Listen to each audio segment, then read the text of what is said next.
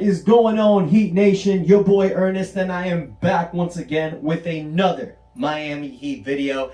As you guys can see, I'm in more of a good mood than I was in the last video. Last video I posted, you guys, times were tough, it looked like. Miami Heat had lost 4 straight. We lost the first seed, so crap was looking pretty bad. But looks like Miami's rallied through. We've won back-to-back games. Now, the first game that we won was against Sacramento. And even though this is the NBA, and teams are really good, we're getting to that point of the season where teams are really trying and teams have kind of faded off. Sacramento is one of those teams that have faded off. So we won that game 123-100. That's cool. But the true test came against Boston. Now, as you guys know, Boston, Miami, Philly, and Milwaukee, they're all basically fluttering around for that first seed spot. So that game was very important. And even though times were looking tough in the fourth quarter, Miami rallied back and they won that game 106-98. So that solidified Miami as the #1 seed in the Eastern Conference. So as of right now, we own a record of 49-28. Miami is currently the first seed. You got Milwaukee #2 at 48-28. They're a half a game behind. Then you got Boston in the #3 spot. They're 2 games down. Then you got Philly 2.5 games down. So there's 5 more games left in the season, guys. It is anyone's chance to get that first spot. But it looks like it's going to be a toss-up between Miami and Milwaukee. So the playoffs have already begun. Because Miami and Milwaukee, they're going to fight. They're going to keep all their players out there. Now, what I was hoping for was where we were before the 4-game stand. Hopefully in the 81st, 82nd game, Miami could have sit their stars out going into the playoffs in the first seed. Don't look that way. Looks like Miami's going to have to fight all the way to the end, but which is cool. Come on, guys. You don't want to rest players. Look at the days back in the 90s and the 80s. Magic Johnson, Michael Jordan, Isaiah Thomas, Larry Bird, Charles Barkley, Reggie Miller. All these guys would try to always play 82 games. So suck it up, nut up, shut up time. It's time for the Heat to win. But some interesting facts before we go to those next 5 games that I want to talk to you guys about. The last video that I posted, I was asking y'all, do you think it's time that Max Strus starts over Duncan Robinson? Well, looks like Erik Spoelstra's ears were freaking ringing because the game against Sacramento, Max Strus started. Then the game against Boston, Max Strus started again. Now, this is a little bit different than normally because Max Strus was already playing more minutes than Duncan Robinson, but Duncan was starting.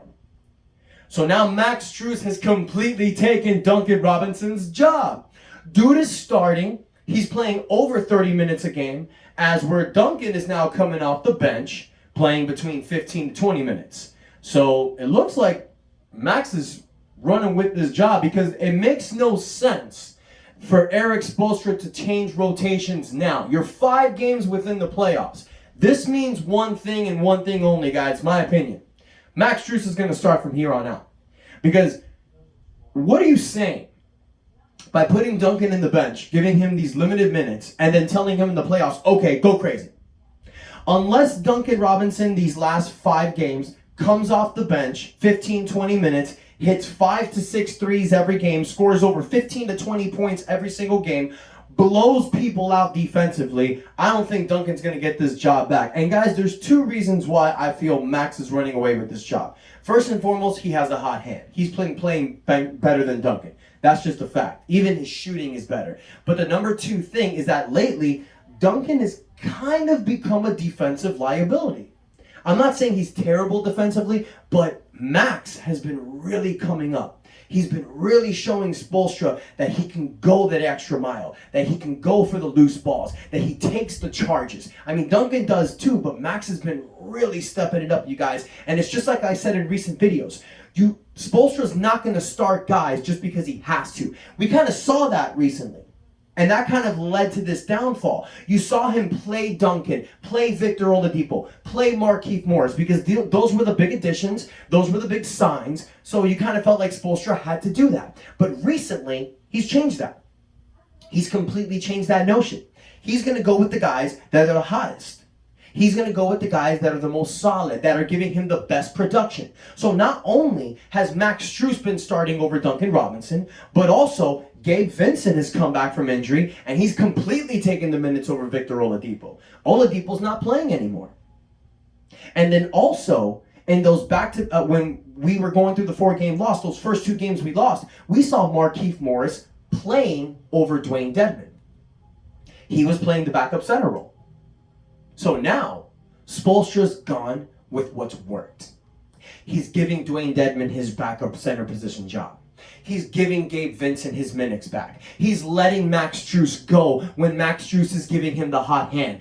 This is Erik Spoelstra at his finest when it comes to coaching, you guys. And also another thing, you're seeing in the fourth quarters, Jimmy Butler's not getting the ball as much as he used to. Now, yes, against the game against Boston, he did shoot the ball 7 to 8 times, I believe. He scored 9 points, but if you've noticed, the ball has been going more to Kyle Lowry and Tyler Herro. And that's what I think we need to do, you guys. We got 4 kings in this lineup. You got Jimmy, you got Bam, you got Kyle, and you got Tyler Herro. And what we need to do is you give the ball to the hottest hand. And Kyle's been stepping up lately, you guys.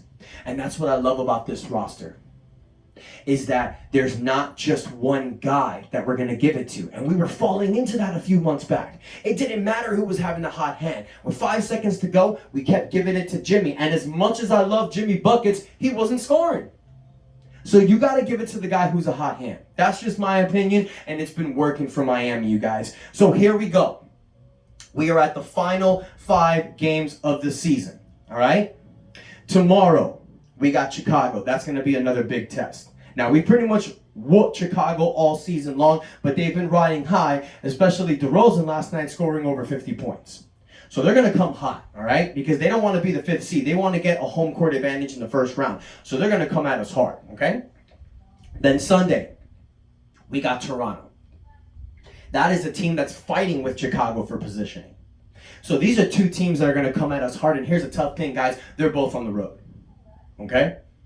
So Miami's got to put the hard hat on. I would love to go 2-0 in these games, but I believe 1-1 would be just fine, okay? Bukkake Heat fan talking. Let's go both of their home courts. Drop that sad face. Get the dubs, all right? Then after that, the schedule gets a little bit more easier, but not so much, okay? You got Charlotte next Tuesday. Charlotte's a playoff team. Even though we've beaten them in the past, we know they're going to come at us hard. All these 3 teams that we got coming up are fighting for positioning. Then you got Atlanta. Atlanta's fighting in for the play-in positioning. So they're going to be coming at us even much harder. Now, the games against Charlotte and Atlanta are at home. So that does give us the advantage. And then the last game of the season, next Sunday, against the Orlando Magic. We need to smoke them. Because to me, guys, and this is exactly how the NBA works. It's all about drama. It's just like I've been saying. ESPN, all of them, they want that drama. So it's probably going to come down to the last game of the season between Miami and Milwaukee. Who wins to get the first seed? Now, Miami, these last 4 games, they got to go like 4-1. 3-2 doesn't seem like it's going to cut it. A 4-1 record these last 5 games, in my eyes, will solidify us as the number 1 seed. And guys, in this Eastern Conference, it is going to be tough in the playoffs, all right? It doesn't matter if you're the 1st seed. It doesn't matter if you're the 8th seed.